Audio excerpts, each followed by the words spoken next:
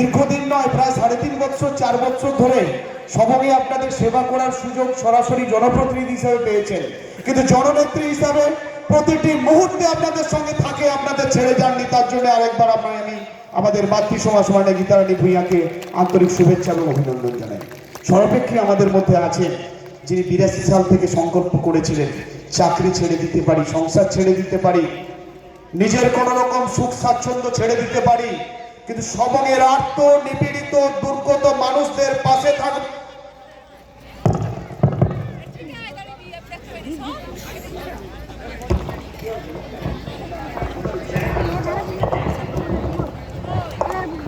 Hello, সবঙ্গের যিনি পণ করেছিলেন যে সবঙ্গের আত্মনিপীড়িত দুর্গত মানুষের সেবায় যিনি নিয়োজিত থাকবেন, তার নাম ডাক্তার মানস রঞ্জন ভূঁইয়া। জোর করে করতালি দিয়ে একবার অভিনন্দন জানান। আর সর্বাপেক্ষী আপনারা গণতন্ত্রের গণদেবী, আমার মায়েরা, আমার অগ্রজরা, আমার অনুজরা, অগ্রজদের প্রণাম, অনুজদের বুক ভরা ভালোবাসা জানি। আমি 2-4 কথা আপনাদের সামনে নিবেদন করি, বিস্তারিত বলবেন আমাদের মন্ত্রী মহোদয়। এই নির্বাচনটা অত্যন্ত গুরুত্বপূর্ণ নির্বাচন। এই অষ্টদশ লোকসভা নির্বাচন এমন নির্বাচন নয় যে ত্রিস্তর পঞ্চায়েত, পঞ্চায়েত সমিতি, জেলা পরিষদের নির্বাচন। এই নির্বাচন তেমন নির্বাচন নয় যে সাধারণ বিধানসভা নির্বাচন, যে পশ্চিমবঙ্গ সরকার গঠন হবে। এই নির্বাচনটা ঠিক হবে ভারতবর্ষের অখণ্ডতা সার্বভৌমত্বতা কে রক্ষা করবে। এই নির্বাচনটা ঠিক করবে যে ভারতবর্ষের আর্ত নিপীড়িত দুর্গত মানুষের সেবায় কে নিয়োজিত থাকবে। বা এই নির্বাচন ঠিক করবে ভারতবর্ষের যে সাংবিধানিক মৌলিক অধিকারটুকু লঙ্ঘন হবে কিনা, পালন করতে পারবেন কিনা তার নির্বাচন। এই নির্বাচন বহুত্ববাদ কথাটা থাকবে কিনা, এই নির্বাচনটা সমস্ত ধর্ম জাতি বর্ণের মানুষেরা ভারতবর্ষে বিচরণ করতে পারবে কিনা তার নির্বাচন। এই নির্বাচন যখন আমাদের দোরগোড়ায়, তখন আমাদের মনে করিয়ে দেয় 2014 সালের 26শে মে রথে চড়ে এসে গুজরাটের মুখ্যমন্ত্রী ভারতবর্ষের প্রধানমন্ত্রীর কুর্সিতে বসলেন। বসার আগে তার ইলেকশন ম্যানিফেস্টো বা নির্বাচনী ইশতেহারে বলেছিলেন যে তিনি ক্ষমতায় বসলে গরিব মানুষদের অ্যাকাউন্টে 15 লক্ষ টাকা করে পৌঁছে দেবে জনধন প্রকল্পে। এখানে এত মায়েরা আছেন, বুকে হাত দিয়ে বলুন কারুর অ্যাকাউন্টে 15 টাকা জনধন প্রকল্পে পৌঁছেছে কিনা? উত্তর আসবে না। ভারতবর্ষের প্রধানমন্ত্রী নির্বাচনী ইশতেহারে কি বলেছিলেন?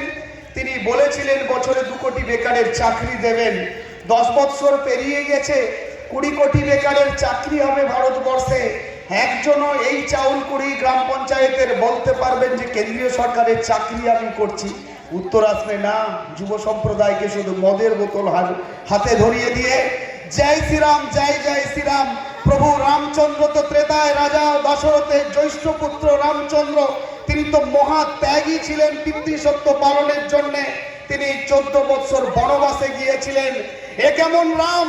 আমার আপনার বাড়ির মায়েদের কাছ থেকে দিদির দেওয়া লক্ষ্মীর ভান্ডারের টাকা মাকে মেরে সেই টাকা নিয়ে গিয়ে রামের বোতল কিনে খেয়ে জয় শ্রীরাম, জয় জয় শ্রীরাম করবে। এই ভারতবর্ষের স্বপ্ন দেখেছিলেন মৌলানা আবুল কালাম আজাদ, মোহনদাস করমচাঁদ গান্ধী। এই ভারতবর্ষের স্বপ্ন দেখেছিলেন নেতাজি রবীন্দ্রনাথ, বিদ্যাসাগর। ক্ষুদিরাম ফাঁসির দড়ি গলায় নিলেন, বীরাঙ্গনা মাতঙ্গিনী হাজরা। তিনি ইংরেজদের গুলিতে বুকটা ফালা হয়ে গেলেও বন্দে মাতারাম ভারত মাতার ধ্বনি দিয়েছিলেন। আজ ভারত মাতা কি জয় বিজেপির স্লোগান হয়েছে, ভাবতে অবাক লাগে।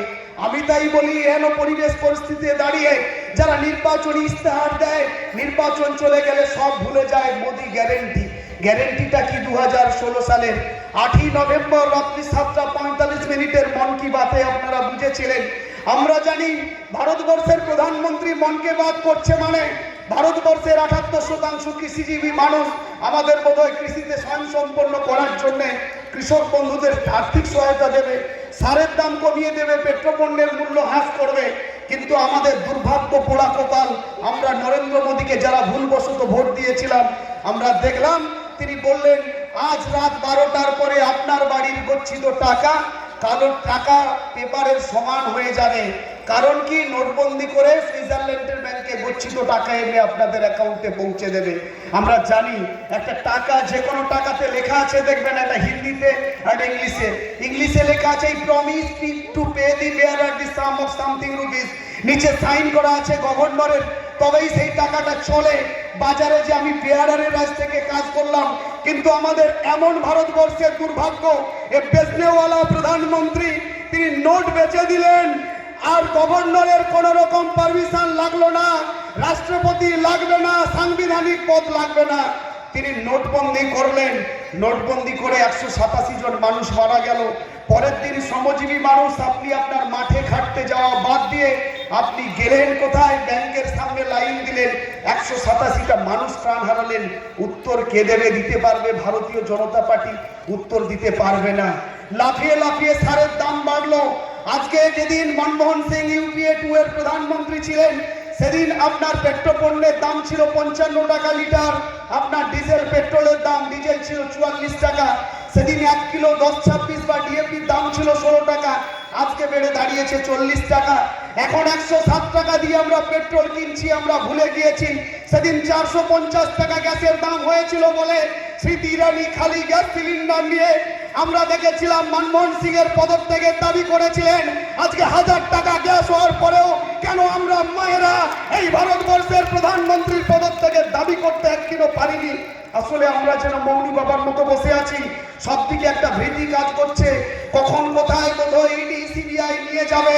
ছোটবেলায় মায়েরা বাচ্চাদের গল্প শোনাতো, খোকা ঘুমলো, পাড়া চুড়লো, বর্গি এলো দেশে, বুলবুলিতে ধান খেয়েছে, খাজনা দেবো কেসে। এখন নরেন এলো, চলে গেল, ইডি সিবিআই কে নিয়ে এলো, থরথর করে বাংলাকে, ভারতবর্ষকে ভয় দেখানো শুরু করলো। মায়েরা, আপনারা কি সেই মায়েরা নয় যে মা বীরাঙ্গনা মাতঙ্গিনী হাজরা দেশ স্বাধীনের জন্য প্রাণ দিয়েছিলেন? আমরা কি পারি না একজন দুর্বল রাবণকে আমরা এত শত সহস্র জননী মিলে আমরা এই রাবণের পরিত্রাণকে ঘটিয়ে আমরা ভারতবর্ষকে শান্তি, সম্প্রীতি, ঐক্য, সংহতি, প্রগতির পথে নিয়ে যেতে? তাই আমি আপনাদের কাছে বলবো, সেরকম একটা সময় আমাদের কাছে এসেছে। সেই সন্ধিক্ষণ অষ্টদশ লোকসভা নির্বাচন, আজকে যে মানুষটা কথা দিয়ে কথা রাখেনি, মোদি গ্যারেন্টির মানে কি জানেন? এতদিন ধরে বললো যে আমি 2 কোটি করে বেকারের চাকরি দেবো। একজন মায়েরা বলুন তো, আপনার বাড়ির কোন ছেলে ইন্ডিয়ান রেলওয়েতে চাকরি পেয়েছে? উত্তর আসবে না। ইন্ডিয়ান পোস্টালে চাকরি পেয়েছে? উত্তর আসবে না। বিএসএনএল ভারত সঞ্চার নিগম লিমিটেডে চাকরি হয়েছে? না, বেসরকারীকরণ। LICI life insurance corporation of India চাকরি হয়েছে? উত্তর আসবে না। কোলগেট চাকরি হয়েছে? না, বিক্রি হয়ে গিয়েছে। আপনারা জানেন ইন্ডিয়ান স্টিল প্ল্যান্ট বিক্রি হয়ে গিয়েছে। তাহলে আছে কি বেচনেওয়ালা প্রধানমন্ত্রী? একে কতদিন আর রাখতে পারবেন? গ্যারেন্টি কি জানেন? ভারতীয় সেনা, ফৌজি আমরা বলি, সারে জাহাজ সে আচ্ছা হিন্দুস্তান আমারা। আজকে ভারতবর্ষের অখণ্ডতা, সার্বভৌমত্বতা রক্ষায় যখন আমরা জম্মু কাশ্মীর সিয়াচিনে আমার আপনার বাড়ির জওয়ানেরা তারা বন্দুক নিয়ে দেশ রক্ষায় লড়াই করে, আজকে দেখেছেন একটার পর একটা পুলওয়ামা হামলা থেকে শুরু করে ভারতবর্ষের আজকে অশান্তি বাড়ছে, বিদেশিরা আস্তে আস্তে করে চেপে আসছে। আপনারা দেখেছিলেন যে রাজীব গান্ধীকে বফোর্সের দালাল বলতো, সেই বফোর্স কামান ছিল বলে 1999 কারগিল হামলা ঠেকে গিয়েছিল। আজকে দিনের পর দিন ক্ষণে ক্ষণে আপনার বাড়ির ছেলে মেয়েরা খুন হচ্ছে। আমরা তাই বলতে চাই, আজকের দিনে দাঁড়িয়ে ভারতীয় সেনাতে আর কর্মরত কেউ নেই। এখন কন্ট্রাকচুয়াল ভারতীয় সেনা, ভারতীয় সেনাদের আমরা স্যালুট করি, এক্সিলটারিদের আমরা স্যালুট করি। আমরা জানি 26শে জানুয়ারি, 15ই আগস্ট তাদেরকে শ্রদ্ধা জানাই। আর আজকের দিনে দাঁড়িয়ে এই ভারতীয় সেনাদেরকেও কন্ট্রাকচুয়াল করে দিল। অগ্নিবীর 4 বছরের জন্য তাদের চাকরি দেওয়া হবে 15,000 টাকা করে। কত বেতন? 7,40,000 টাকা, 7,20,000 টাকা নিয়ে 4 বছর চাকরি করে অস্ত্র প্রশিক্ষণ নিয়ে আসবে। গ্রামে এসে দেখবেন এনকাউন্টার বাড়বে, খুন বাড়বে, ধর্ষণ বাড়বে, অত্যাচার বাড়বে, নারী নির্যাতন বাড়বে, হাহাকার বাড়বে, ক্ষুধার্ত মানুষের সংখ্যা বাড়বে। তার বিরুদ্ধে আপনাদের গর্জে উঠতে হবে। আমি তাই আজকে আপনাদের কাছে বলবো যে মায়েরাই পারেন।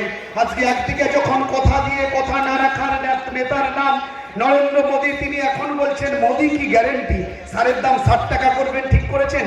পেট্রোলের দাম 200 টাকা করবেন, ঠিক করেছেন। গ্যাসের দাম 2000 টাকা করবেন, ঠিক করেছেন। বিজেপি আসলে চোখে চোখ রেখে কথা বলুন। বাপের বেটা তো ভোট চাইতে আসার আগে আমার প্রাপ্য 100 দিনের কাজের টাকাটা বুঝিয়ে দাও, নাহলে বিজেপি বাপস যাও। বলতে পারবেন চোখে চোখ রেখে PMAY প্রধানমন্ত্রী আবাস যোজনার টাকাটা কোন চুলোয় গেল? বলতে পারবো আমরা আমরা বলতে পারি না বলেই আজকে এত সেদিনকার বামেরা এত রামের আধিপত্য হয়েছে। অন্যদিকে মমতা বন্দ্যোপাধ্যায় বাংলায় 5 বছর ধরে আমার আপনার জিএসটির টাকা 4,60,000 কোটি টাকা তুলে নিয়ে গিয়ে বাংলার প্রাপ্য 1,60,000 কোটি টাকা না দেওয়া টাকা, সেই টাকা হলে আমরা আরো নতুন করে মমতা বন্দ্যোপাধ্যায় আরো 10টা সুপার স্পেশালিটি, আরো 25টা মাল্টি সুপার স্পেশালিটি হসপিটাল করতে পারত, 20টা বিশ্ববিদ্যালয় করতে পারত, আরো 5,000 রাস্তা নতুন করে তৈরি করতে পারত। অন্যদিকে এত দায়িত্ব সত্ত্বেও জন্ম থেকে মৃত্যু 78টা প্রকল্প মমতা বন্দ্যোপাধ্যায় করেছেন। কি করেনি মমতা বন্দ্যোপাধ্যায়? খিদে পেলে খাদ্য সাথী, অসুস্থ রোগীর জন্য স্বাস্থ্য সাথী, আপনার সন্তান সন্ততি স্কুলে যাওয়ার জন্য সবুজ সাথী, কন্যাশ্রী, রূপশ্রী, কৃষক বন্ধু থেকে স্টুডেন্ট ক্রেডিট কার্ড থেকে শুরু করে মমতা বন্দ্যোপাধ্যায় লক্ষ্মীর ভান্ডার দ্বিগুণ করেছেন। আপনার কৃষক পরিবারের জন্য যেমন কৃষক বন্ধু সুনিশ্চিত আয় আছে, কৃষক পরিবারের অকালে যদি কেউ প্রয়াণ হয় তার জন্য 2 লক্ষ টাকা কৃষক বন্ধু ডেথ বেনিফিট পাচ্ছে। এহেন প্রকল্প কয়েকটা বললাম। নরেন্দ্র মোদী মন কি বাতে গল্প শোনায় আপনাকে, এটা ছেড়ে দিলাম ওটা গুড়িয়ে দিলাম। দিদিকে ফোন করে 9137091370 বলবেন যে আমার চাউলকুড়ি বাজার থেকে চাউলকুড়ি বিবেকানন্দ ক্লাব পর্যন্ত রাস্তাটা চাই। রাস্তাটা কিন্তু দিদি করে দিয়েছে, মোদী করতে পারেনি। আপনারা দেখেছেন সন্ধে হলে মোড়ে মোড়ে পথবাতি, আপনারা দেখেছেন হাইমাস লাইট জ্বলছে। এটা মমতা বন্দ্যোপাধ্যায়, অভিষেক বন্দ্যোপাধ্যায়, ডাক্তার মানস ভূঁইয়া, দীপক অধিকারী, গীতা ভূঁইয়ার থেকে পাওয়া। তাহলে মোদী তুমি করলে কি? দেশটাকে বিক্রি করে গেলে। আমি তাই আজকে আপনাদের কাছে বলবো, কাকে চান আপনারা? আপনারা গণতন্ত্রের গণদেবতা গণদেবী, আপনাদের ঠিক করতে হবে যে ভাষণ দিচ্ছে না যে রেশন দিচ্ছে। আজকে খাদ্য সাথীর মতো প্রকল্প প্রতি বাড়িতে আপনাদের 5 কিলো মাথা পিছু চাল পৌঁছে যাচ্ছে। এটা না পেলে বুঝতে পারতেন। উত্তরপ্রদেশের এনকাউন্টার দেখেছেন, উত্তরপ্রদেশে বুলডোজার চালিয়ে দেওয়া দেখেছেন। কদিন আগে যোগী আদিত্যনাথ এসে বলছে আমার রাজ্য হলে পা উপর দিকে করে ঝুলিয়ে মেরে দিতাম। আজকেই দেখেছেন দিলীপ ঘোষ, তার আপনারা দেখেছেন সিআইএফ কমান্ডো আমার এক তৃণমূল কংগ্রেস কর্মী ভাইয়ের লাঠি দিয়ে চোখ ফাটিয়ে দিয়েছে। মায়েরা চোখে আগুন জ্বালো, আগুন জ্বালো, প্রতিবাদে স্পৃহা তৈরি হোক। 25 তারিখে প্রতিবাদটা যেন টর্নেডোর মতো হয়, তাই আপনাদেরকে তৈরি তৎপর থাকার আহ্বান জানাচ্ছি। এত শত সহস্র মায়েরা এসেছেন। আপনার বাড়ির পুকুরে যদি একটা ভালো মাছ হয় আপনি নিজে খান, অন্য কাউকে খাওয়ান। যদি তৃণমূল কংগ্রেস আপনার মনে হয় ভালো, এখানে 2 থেকে 3 হাজার মায়েরা আছেন। আজকে অঙ্গীকার করুন, প্রতি পাড়ায়, প্রতি বাড়িতে, প্রতি মহল্লায় গিয়ে বলবো যে সাম্প্রদায়িক বিজেপিকে আমরা গণতান্ত্রিক পদ্ধতিতে বয়কট করে শান্তি, সম্প্রীতি, প্রগতি, ঐক্য, সংগতির লক্ষ্যে ভারতবর্ষকে আজকে ধর্ম নিরপেক্ষতার পক্ষে আগামী 25শে মে তৃণমূল কংগ্রেসে ভোটটা দেব। লড়াই লড়াই লড়াই চাই, লড়াই করে বাঁচতে চাই। এ লড়াই ভারতবর্ষের দুর্মদ রাবণ নরেন্দ্র মোদীকে হটানোর লড়াই। এ লড়াই জিততে হবে। এ লড়াই কন্যাশ্রীদের লড়াই। এ লড়াই জিততে হবে। এ লড়াই রূপশ্রীর লড়াই। এ লড়াই জিততে হবে। এ লড়াই কৃষক বন্ধুর লড়াই। এ লড়াই জিততে হবে। এ লড়াই সবুজ সাথীর লড়াই। এ লড়াই জিততে হবে। আসুন 25শে মে আসছে দিন, গোড়া ফুলে ভোট দিন। সবাই ভালো থাকবেন, সুস্থ থাকবেন। সবার নিরোগ সুস্থ জীবন কামনা করে আমি আমার বক্তব্য শেষ করলাম। জয় হিন্দ, বন্দে মাতরম। মমতা বন্দ্যোপাধ্যায় জিন্দাবাদ, অভিষেক বন্দ্যোপাধ্যায় জিন্দাবাদ, সবঙের নবরূপকার ডাক্তার মানস রঞ্জন ভূঁইয়া জিন্দাবাদ, সবঙের উন্নয়নের কান্ডারি প্রাক্তন বিধায়ক মাতৃসভা গীতারানী ভূঁইয়া জিন্দাবাদ। জয় হিন্দ, জয় বাংলা। অনেক অনেক ধন্যবাদ সম্মানিত তোমাদের সমাজকে। কোনো মা আপনারা চলে যাবেন না, প্রত্যেকের জন্য একটা বিশেষ ব্যবস্থা আছে, দয়া করে আপনারা কেউ চলে যাবেন না। আর অল্প সময় আপনারা কেউ